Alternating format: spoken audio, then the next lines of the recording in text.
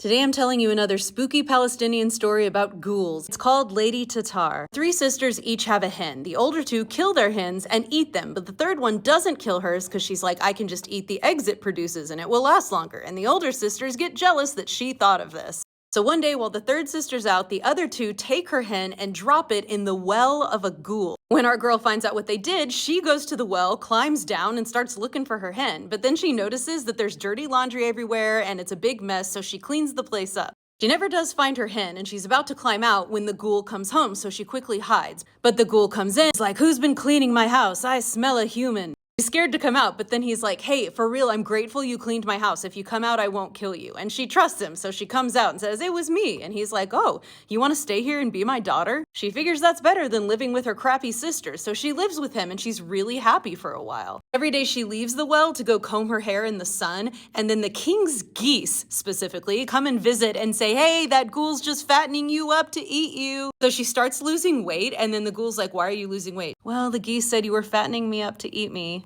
He says, oh yeah? Well, tell those geese tomorrow the Sultan is going to slaughter you, pluck your feathers, have you cooked, and eat you. She says that to the geese, and then they get so scared their feathers all just fall off. And when they go home to the king is like, what happened to my geese? And so he comes to investigate, sees the beautiful girl combing her hair, and thinks, ooh, I want to marry her. He asks for her hand, and she says, you have to ask my dad, the ghoul. So he asks the ghoul, and the ghoul says yes. But before the girl leaves for the Sultan's palace, the ghoul says to her, don't speak to the prince, not even one word, until he says to you, O Lady Tatar, O Lady Tatar, her father the sun, and the moon her mother. She goes with the Sultan, she doesn't talk, he eventually assumes she's mute, and so he marries someone else. And this happens in these kind of stories. This is very similar to the North African, the daughter of Buck attempts such, and also like the daughter of the sun. And this, like all of them, the daughter has magical powers, and when she's working in the kitchen after her man has married a new co-wife, she's able to do magic, and the co-wife sees her doing magic, making these cheese pastries by going inside the oven.